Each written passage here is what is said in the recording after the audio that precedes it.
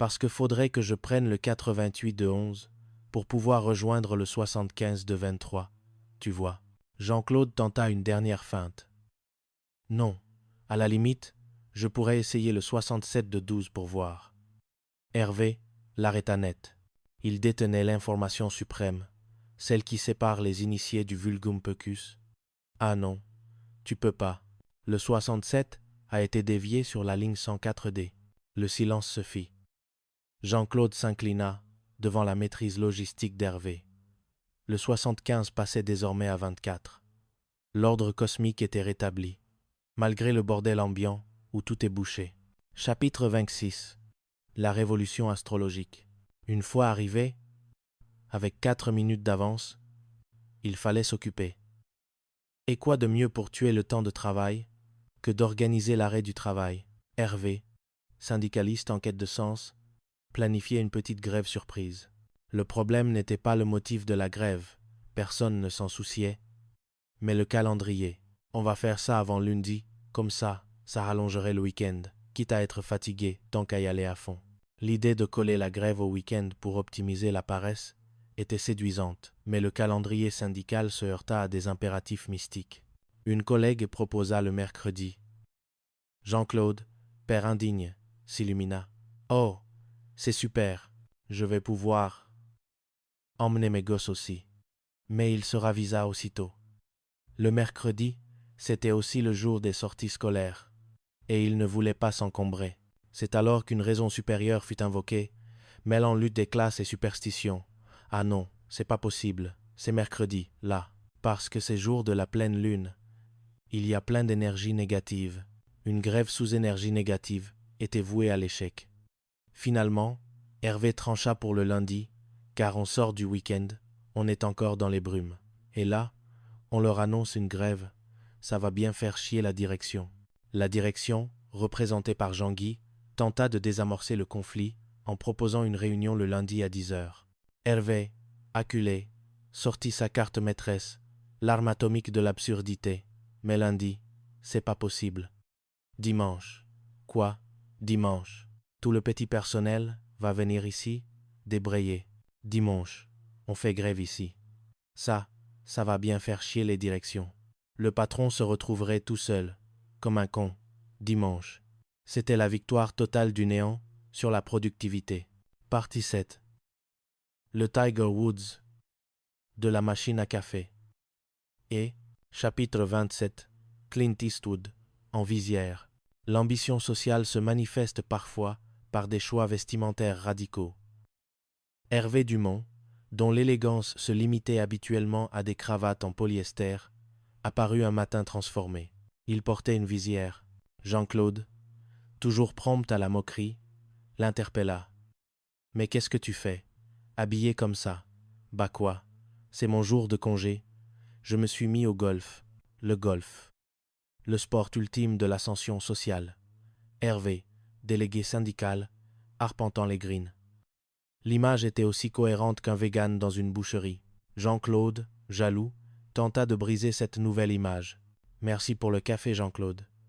Tu sais que ça te va bien, la visière, hein? Ça te donne un air profond. Un peu comme Clint Eastwood. Là, tu vois. Hervé, flatté, bombé le torse. Ça m'apporte bien.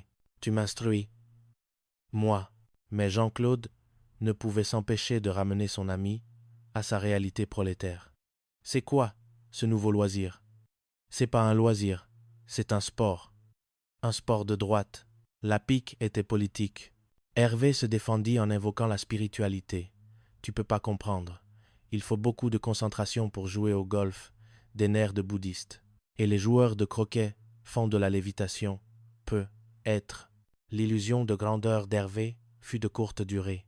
Un supérieur, ou un ami golfeur, arriva et le remit à sa place de domestique. « Si tu veux, tu peux m'accompagner, tu portes mon sac, je te donne un pourboire. » Le Tiger Woods de la Cogex redevint instantanément un caddie humilié. Chapitre 28. Le dossier Ballesteros. Pendant ce temps, Jeanne vivait un drame administratif. Elle avait perdu un dossier crucial. Oui, Hervé, c'est encore Jeanne. Bon, écoute, ça serait vraiment bien que tu passes à la boîte. Là, parce que j'ai besoin du dossier. Elle était carrément dans l'embarras, voire dans la merde, comme le souligna délicatement Jean-Claude. Hervé, en tenue de golf, finit par arriver, traînant ses clubs et sa mauvaise humeur. Putain, où est-ce qu'il est Hervé? Eh, Hervé, tu vois bien que je suis dans une merde noire. Hervé fouilla dans le chaos de son bureau, ou de sa mémoire, et produisit le miracle. Jeanne, je crois que j'ai retrouvé ton dossier. Je crois que c'est Ballesteros qui a dû le laisser sur mon bureau. Ballesteros, un nom qui sentait le golf, justement. Severiano Ballesteros. Le dossier n'était peu. Être qu'une carte de score mal remplie. Jeanne s'en fichait. Elle était sauvée. Voilà, c'est tout ce qu'il te faut. Je vais y aller. Moi, parti vite. Le striptease comptable. Chapitre 29. Le phishing vocal. La sécurité informatique était un concept flou pour Jean-Claude.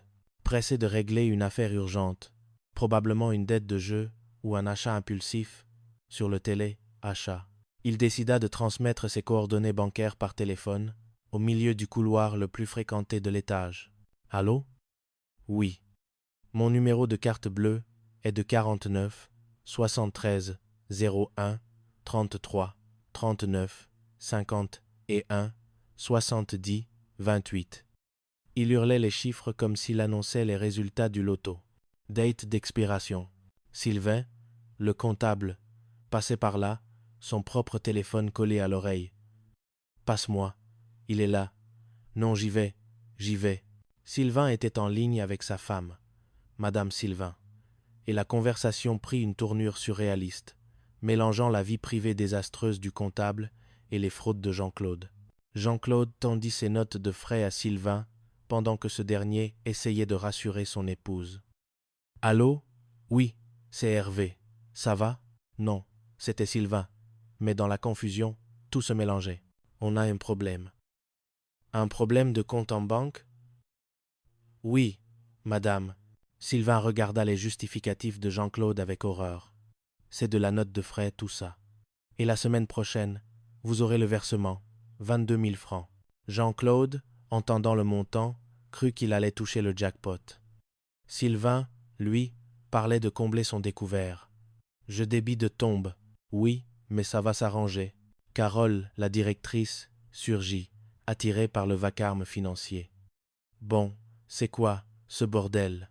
Vous vous croyez où, Jean-Claude? On vous entend jusqu'au bout du couloir. » Sylvain, paniqué, tenta de justifier le chaos. « Mais, Carole, mais ce sont des notes de frais, celles de Jean-Claude. Il venait de trahir son ami pour sauver sa peau. » Chapitre 30. Les nuits du one-to-two. L'examen des notes de frais révéla la nature profonde des dîners d'affaires de Jean-Claude. C'est au one-to-two. Le one-to-two, un établissement de nuit dont la réputation n'avait rien de gastronomique. Jean-Claude, coincé, tenta une défense pathétique. Oui, Jean-Claude. Ça m'a choqué, moi aussi. Sylvain pointa une autre irrégularité. Note de portable. Ah, mais attends. Jean-Claude décida alors d'acheter le silence de son comptable. Il l'emmena sur les lieux du crime. Quoi? Tu m'emmènes au one-to-two? Quoi? Sylvain, soudain excité comme un adolescent, oublia toute éthique professionnelle. C'est génial. Non, mais moi, je peux tous les soirs, hein? Ouais, il n'y a rien d'en dessous, hein? Le lendemain, les cernes parlaient d'eux-mêmes. C'est bien, le one-to-two, hier soir, hein? Oh là, t'as vu la côte, tu viens avec les gonzesses. Jean-Claude, mentor en débauche, donna une dernière leçon à son élève. Ah non, je ne couche pas le premier soir. Ça fait le mec qui vient que pour ça. Sylvain, lui, était prêt à tout. Eh ben, amène des fleurs. Partie 9.